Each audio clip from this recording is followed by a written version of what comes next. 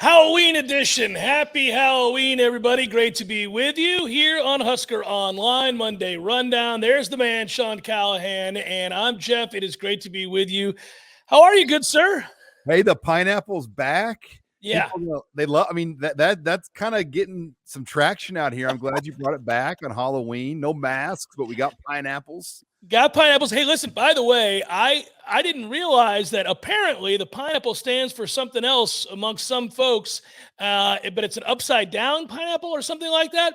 This is a regular pineapple, guys. Whatever kind of symbolism you think I'm trying to project, it's just a pineapple. It's just a pineapple. Sean, you'll have to go look that up. But some folks in the chat seem to think that I was trying to signal a certain society or group of people. It's not that at all. It's just a pineapple. This is a fun hat for a fun guy, right? Yeah, that's it. That's it. Well, listen, I hate that we have a shortened show tonight, but we wanted to make sure we had content for you.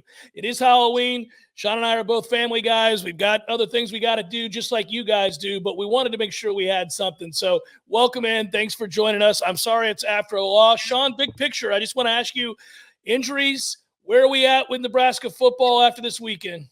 Yeah, there's a lot to digest here. Number one, quarterback Casey Thompson left the game with an arm injury, and it's a it could be pretty bad. Mickey Joseph on his coach's television show that airs on Sunday, they tape it Saturday, but he didn't give a very good outlook on Casey Thompson and that injury. And is he out for the season? That's the question. But Nebraska's offense without Casey Thompson, Jeff, it was a disaster. I mean, they played so poorly in that game once he went out of the game. You go back to a couple sequences in that game.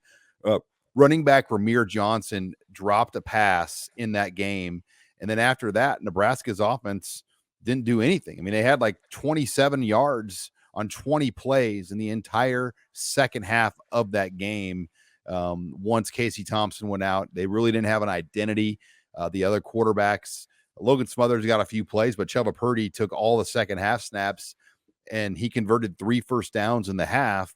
2 involved penalties, so really only 1 traditional first down. It was as bad of a half of football as you're going to see in a sold-out college football stadium.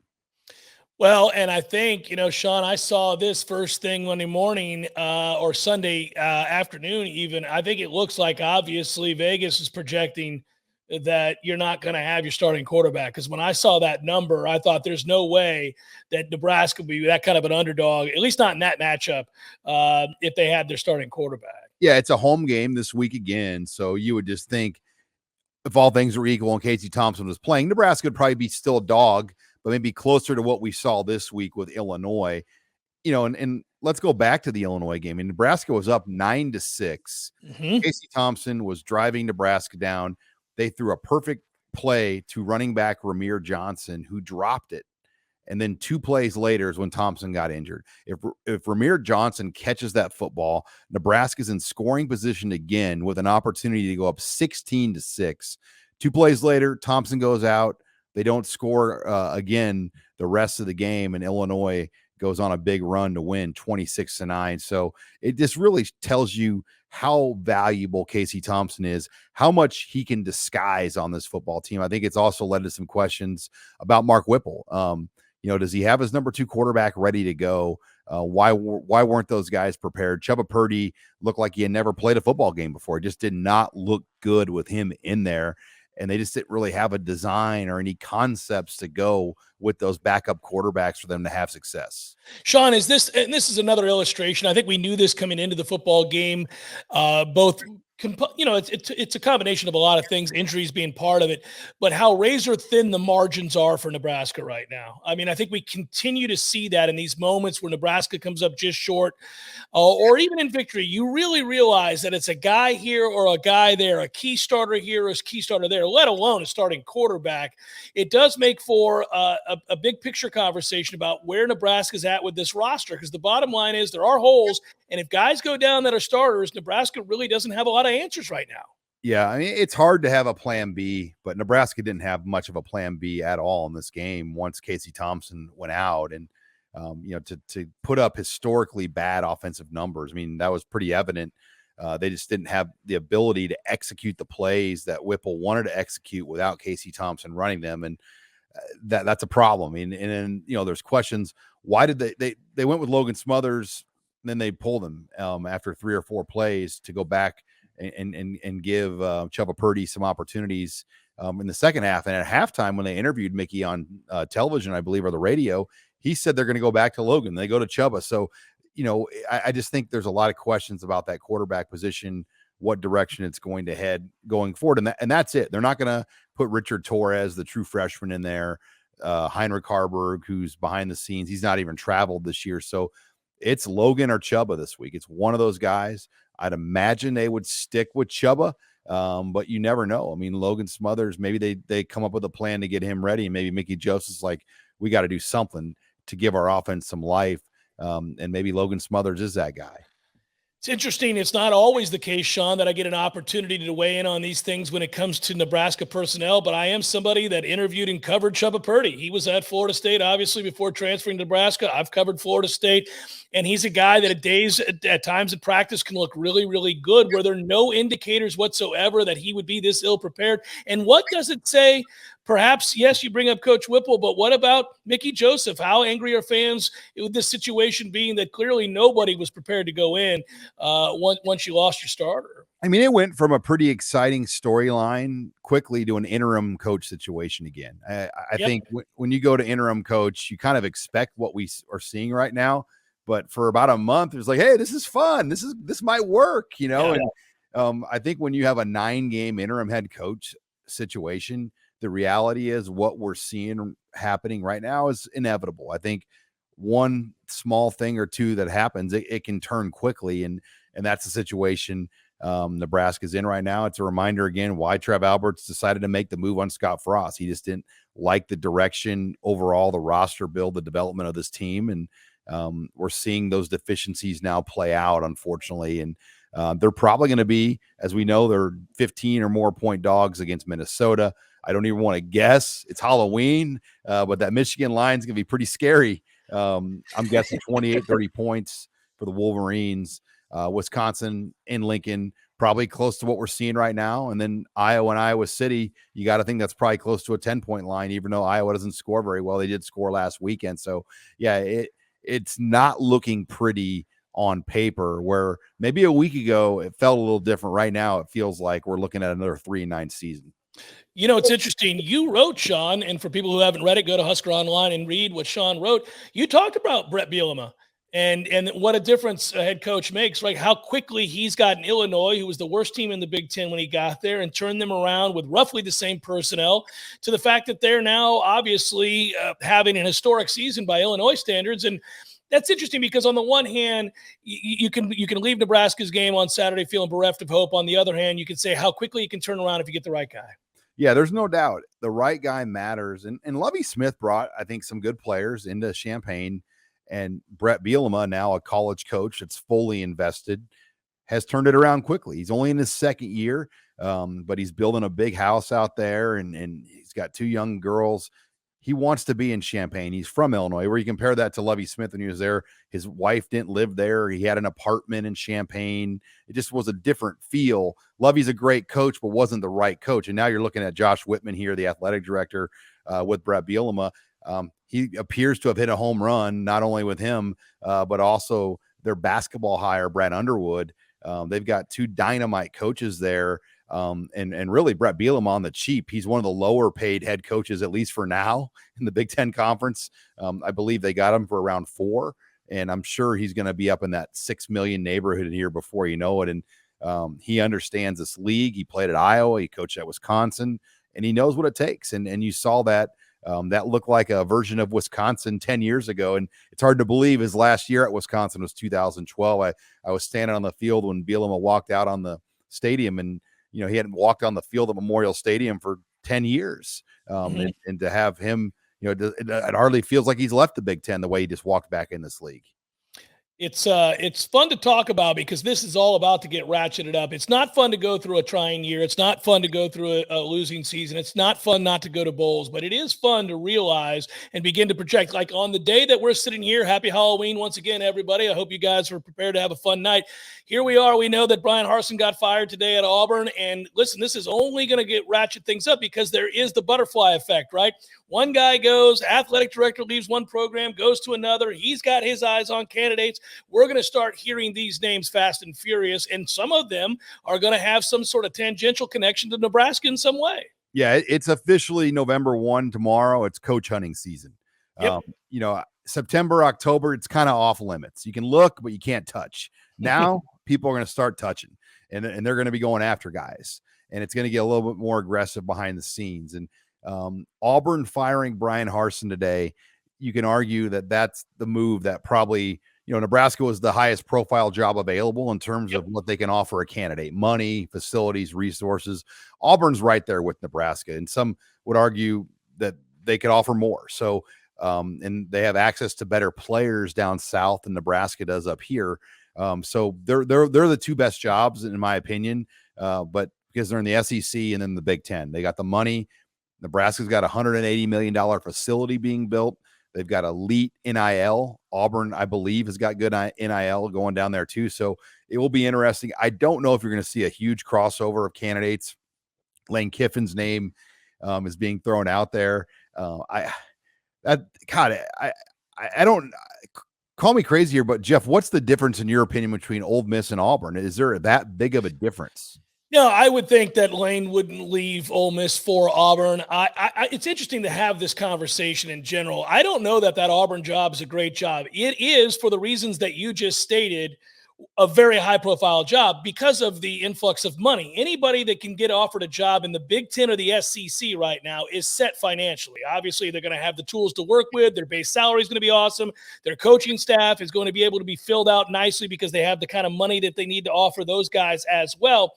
But I would say this. I would say that if I were a guy that didn't have a tie to either university or not a real strong tie to either university, I think you can get Nebraska turned around kind of quickly. And if you think about their division, I'd rather be there than anywhere near Auburn right now because good luck leapfrogging some of those teams. It's going to be a long, long time. Yeah, how many people has Nick Saban gotten fired? I mean, I think he's gotten the whole division fired twice. Yeah. Most people. Look at Brett Bielema at Arkansas. Look at Les Miles. Look at Ed Orgeron. Look at all the Auburn coaches. I mean, you look at Gene Chizik won a national title there, got fired like 2 years later. Sure. Gus Malzahn, dang good football coach, got fired. It's a different deal. And what's going to happen in College Station with Jimbo Fisher? I mean, that's a real situation brewing down there. But who's going to want to write that check? $85 million, and Jimbo's just praying for the day he gets fired. That is a kiss my butt on Main Street. I'm heading to the beach, boys. This could be a fun time. We talk about it a lot. Coaches have pride. They do want to win. I understand all that. But it is a fun discussion. When we start talking about these jobs, and we talk about that Nebraska job, and we talk about that Auburn job, you're right. There's probably not a lot of crossover there. But we always end up in a field in which there is one super agent. Usually there's some sort of connection typically to a guy, whether it's an athletic director or a former assistant, whatever it may be. I see Sip is ready to join us right now. Let's bring him in here and have more of this discussion.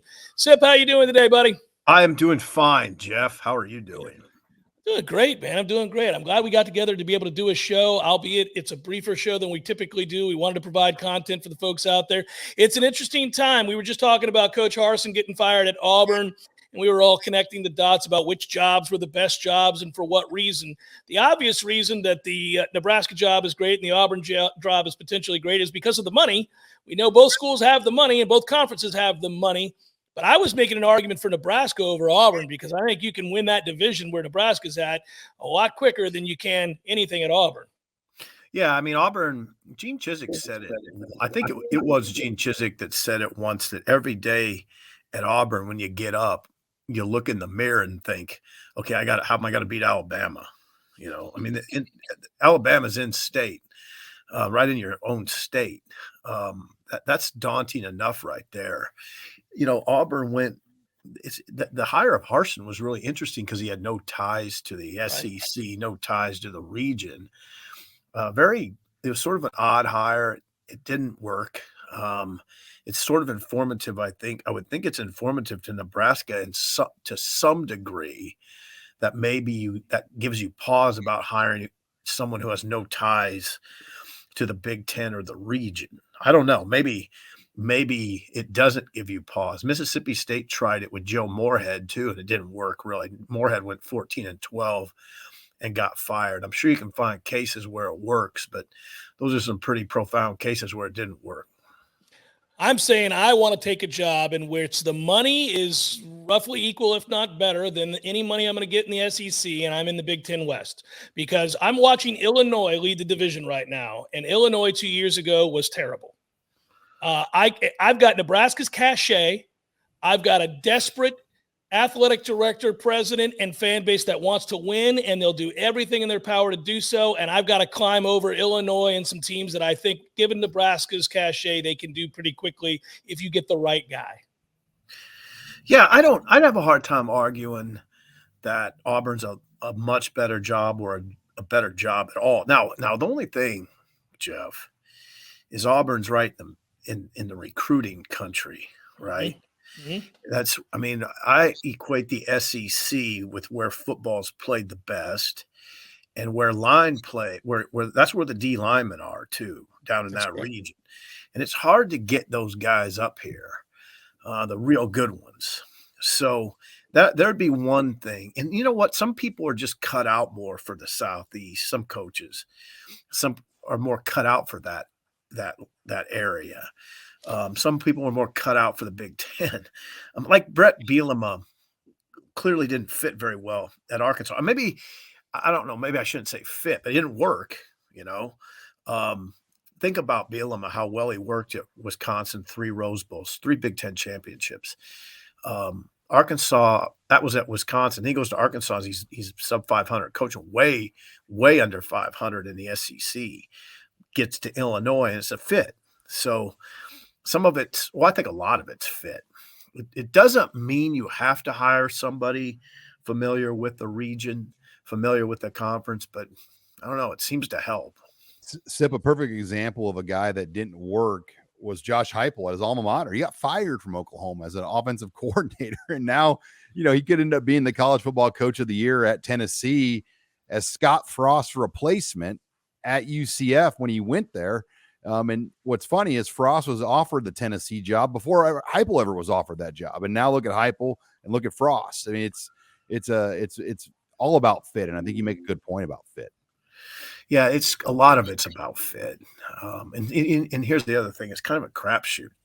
That's the scary thing. It's kind of scary, isn't it, for Nebraska?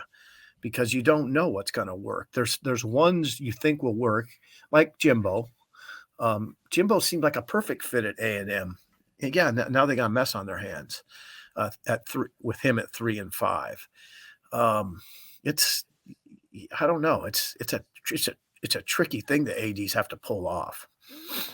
And it's gotten to where, you see coaches, and you guys have just done a good job of pointing out examples. You'll find a coach that has a real run of success at a program, and he's a can't miss prospect, or there's certainly no cracks in the armor, and then he gets hired to that place. And if you get off to a poor start, it's just hard to recover almost anywhere now. I think that most of the coaches that go on to have elite level success anywhere, they give you signs early on that they're having successes, whether it be between the lines or in recruiting, if not both.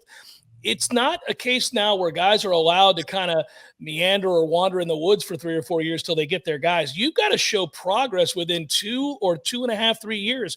Harsin's another coach now that has been fired in less than 2 years on the job. This was not college football for the vast majority of what we covered in our careers in this business. It used to be you got 4 years to get your guys in, maybe even 5. Anymore, if you're not showing progress after 2, you can be fired. Yeah, it's not always the case. You're right. You're right, for sure. Now, Michigan's sort of an example of why an AD might choose patience, though, Jeff. Sure. Right? I mean, but it's an outlier. I'm with you on this. I'm going to point out an outlier. Harbaugh threw a 2 and 4 out there in the pandemic year, and I think that was year 6. And they thought about moving on. Michigan stuck with him, and now he's won 20 of his last 22. Michigan's sort of an example of why patience might be a good route. But yeah, you're right. Harsin was 9-12. I mean, I read that and I think, man, that's not a huge sample size, but I think if there's going to be impatience in this world, it'll be in the SEC. And they tried to get Harsin out in the summer. You remember that? February. The rumors about just a relationship that he was having with a worker in the office. I mean, they really tried to go full throttle to get him out then. So you knew it was heading in this direction. He had a razor thin line that he was walking where, if he lost any one of those early games, he was going to get fired. And it happened to him. Yeah. I mean, what in February, what happened at Auburn was the university did an investigation into, they said an investigation into how the program was being run, but it was, some of it, I think, stemmed from personal problem type rumors. And they did the investigation and retained him, and he said it was bullshit.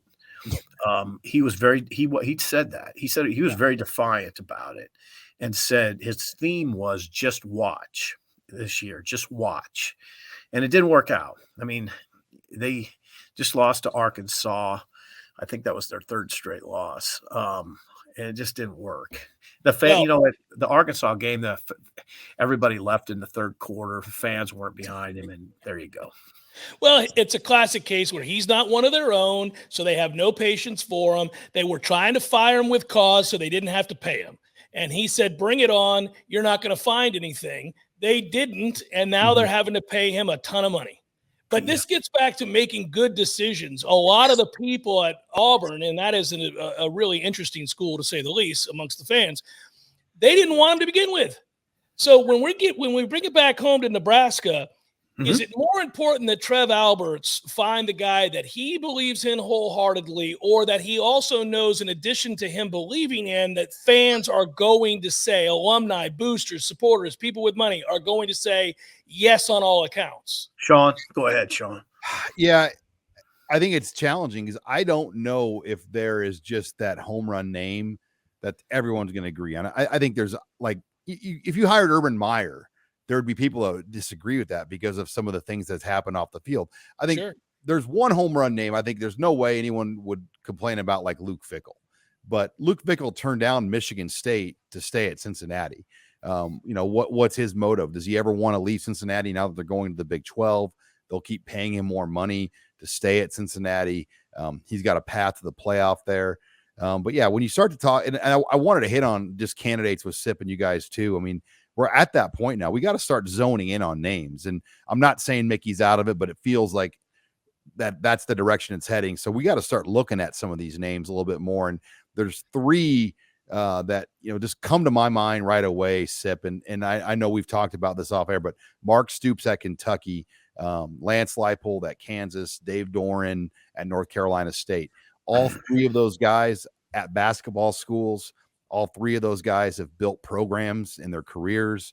They all have now Power 5 coaching experience. All 3 of them have somewhat of ties to the Big Ten, Nebraska, or the Midwest. Those 3 names intrigue me right now, SIP. They intrigue me too. Now, I'm going to say this before we launch into it. It's possible Trev already has his guy. I mean, that's this discussion now has gotten, to me, in my opinion, really uncomfortable. Because, I could write today that they need to zone in on these 3 guys, and then I have to sort of remind myself, well, wait a second, Trev might have a guy already. There might be a, behind the scenes agreement. So yeah, I don't know exactly.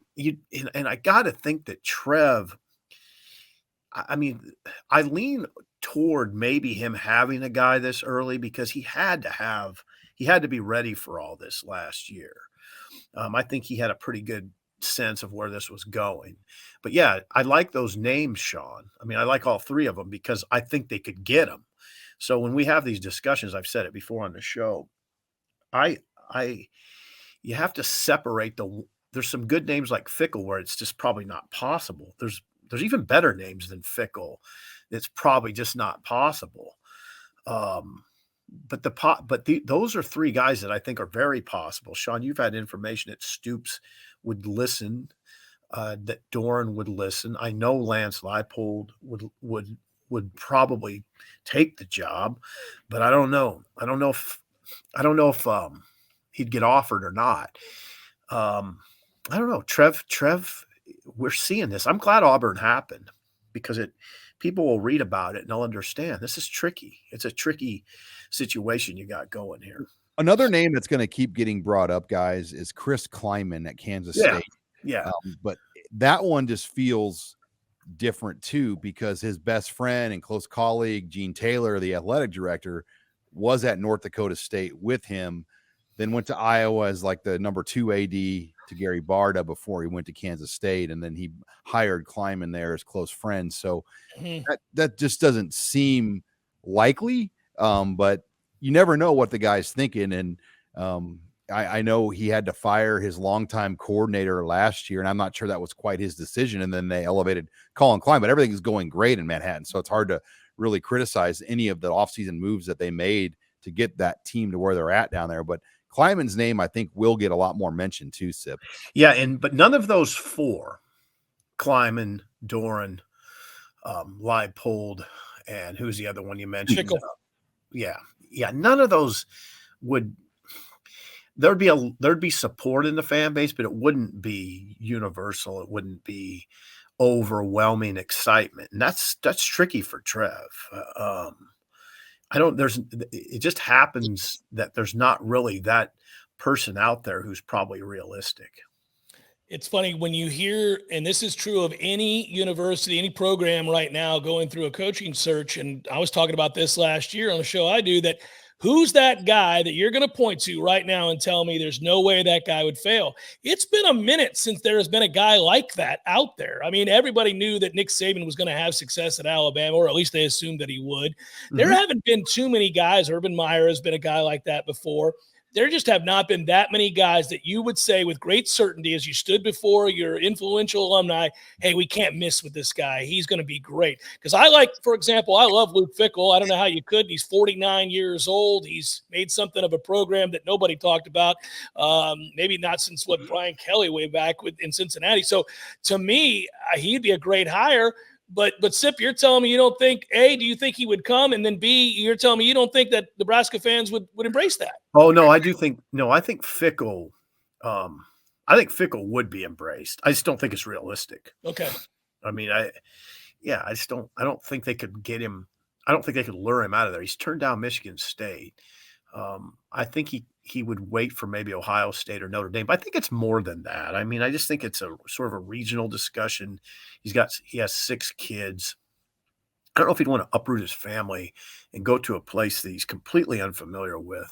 Okay. I just don't see it. I've never heard anyone tell me over the years that there was any kind of bent on the part of Fickell toward this area. So I'd be flabbergasted if they could lure him, but it would be one that would excite people. I mean, that's the kind of hire that the nation would watch very closely. Well, and you're not even hearing Fickell's name for Auburn right now, which is telling, because he should be at the top of that list down there, but he is kind of same conversation. Yeah. He's kind of he'd be another outsider hire down in the South, when it'd be like it'd be a better version of Harsin almost. And you've got to be a cultural fit down there and understand the good old boys club in the South to operate down there. It's a whole different language they speak. And not, like Sip said, not everybody's cut out for the SEC. Brett Bielema, great football coach, was not cut out for the SEC. He's back home and loving the state of Illinois where he grew up. Moorhead's another one's a good example. He was a play caller at Penn State. Yeah, and no ties to the SEC, zero. John Cohen, who was the AD, Mississippi State AD at the time, took a chance, liked his in-person interview, but it didn't work out. It didn't work. Moorhead was gone after 2 years. Leach is, now Mike Leach is there, and he's 500 on the nose right now. I think he's 16-16. And that's gone okay, but again, not a great fit. Not really an SEC guy, right? I mean, but they're 5-3 this year, and he's I think they're pretty happy with him right now, but we'll see where that goes. Sean, you mentioned Mark Stoops, which is a name that I'm intrigued by. Let's circle back and revisit that real quick. Yeah. Do you think that Mark Stoops would leave Kentucky for Nebraska? Obviously, Nebraska's cachet is much greater than that of Kentucky, but he's built a team now to where if he wins 8 games, and they do, and he gets to a bowl, he's thought of as a hero, and they pay him well. Now, Nebraska could pay him a ton of money too, but do you think he's built something there now. Do you think he would leave that program and head to Nebraska? I would if I were him, but the circumstances could be different for him. Yeah, there's a few things that jump out. Number one, John Calipari, the offseason comments in the back and forth they had where Calipari threw shade on the football program. That wasn't a good look. I mean, if you're Mark Stoops, you're like, man, this is tough here. Like, I got the basketball coach basically poo-pooing what we've accomplished here. The other thing is the SEC East. You got Georgia. Now you got Tennessee. You got Florida. What is the realistic place that he can take his program knowing that they're not a football school? And those places that I mentioned are football schools. And we haven't even got into the west side of the SEC. So there's a lot there. He played at Iowa. He's from Ohio. He's got Big Ten roots. He's got young kids that live in Colorado, which it's pretty accessible to Colorado from Lincoln, Nebraska, or Omaha, with probably 10 flights a day, 12 flights a day. So there's a lot of things that jump out, and Nebraska could pay him. I really think Nebraska could top what he's making at Kentucky. He can't make more than what John Calipari makes either. I mean, I think that's the unwritten rule of the basketball. Now, I don't know. Is Tom Allen making more than the Indiana basketball coach? Now, I don't know that because the guy they hired in Indiana, I don't think he would command $4 million. But I can't imagine they're going to pay Stoops more than Calipari. Stoops would. This fan base, I think, would be pretty excited by. Of those guys we mentioned, Stoops would probably be the one they'd be most excited by, certainly over Dorn and Leipold. But the one home run would be Bob. But Bob doesn't sound like Bob Stoops. It doesn't sound like he wants. It doesn't sound like he wants to play ball. So yeah, you asked that question. It's a good one, Jeff. I ponder it all the time. Is how much does Trev just think, okay, I got to get the right guy. It doesn't matter really what the fans think. Or does he think, I got to get the right guy and someone that would excite the fan base. I think as an AD, you just have to approach it like you got to get the right guy, and the winning will solve any problems. Now that's I don't know though. That's tricky here right now because it's this fan base is on edge. So yeah, Trev's in quite a spot here. It's fascinating. Well, he's making good money. Not enough in my estimation for this job. $1 million a year. I'd want a little bit more than that with the pressure he's under right now. Yeah, if he had callers call into his show about a week or 10 days ago saying that they're praying for him. Yeah. Oh my goodness. They said they were worried about his physical, emotional, mental well-being, and he didn't exactly shoot it down.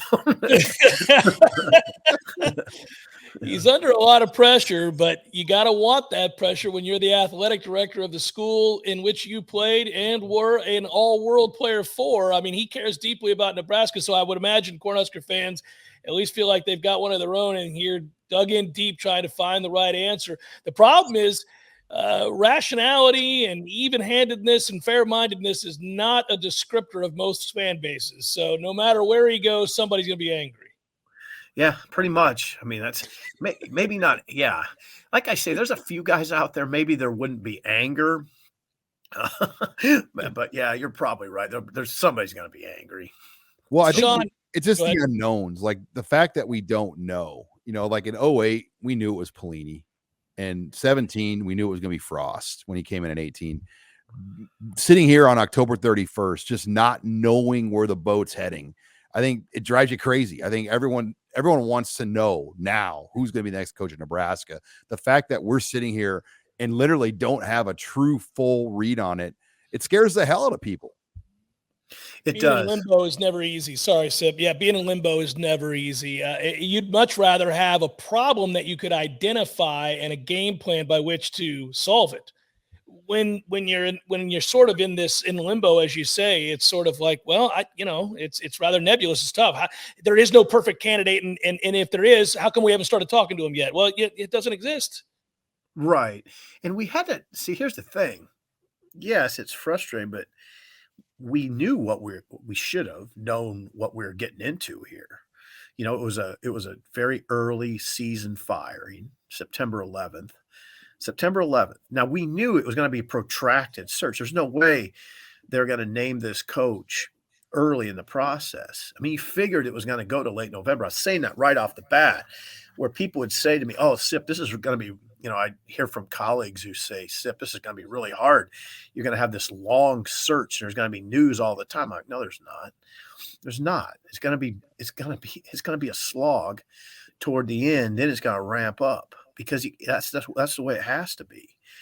So that's, yeah, it's, and then we have entered this sort of awkward phase where it is far enough along now that Trev might have a target, and it might be locked down. We just don't know it. So because he's got to operate out of respect for that person and respect for the Nebraska program and making what he's trying to get done. So very awkward. I think we've hit an awkward phase of it. Well, it's about to get ratcheted up. And guys, this is all I'll sell for now is if you haven't signed up yet for Husker Online, what are you waiting on? This is about to get juicy. These guys will cover it better than anybody with their insight and experience, the best staff covering Husker football that you could possibly be around. So it's not expensive either. What is it, $10 right now to get in? So I would do so immediately. And I do think in the next 2 weeks while we're talking, this is going to get a lot of fun because other schools are going to start hint about making moves, going to be whispers for coaches that have been disappointing. Who knows what happens with the Texas A&M situation? There's a bunch of stuff out there. It's kind of fun for us that love the game, and I know it's a lot of fun, obviously, if you work in it, to be able to cover this. And I would imagine that the buzz around the next Nebraska coach is going to get louder and louder and louder here in the next 14 days. Mm-hmm. Yeah, there's no doubt you're going to want to be on Husker Online because we're turning into November, and this is when the fun begins. It's nuts. It's nuts. Well, guys, we wanted to get content out there. We hope you all have a wonderful Halloween. We want to thank Trey for producing as always. Sip, Sean, happy Halloween, guys. Good to see you both. We'll catch up again next week. All right. Thank you, Jeff. Good job, guys. I really appreciate it. Be good, everybody. Happy Halloween.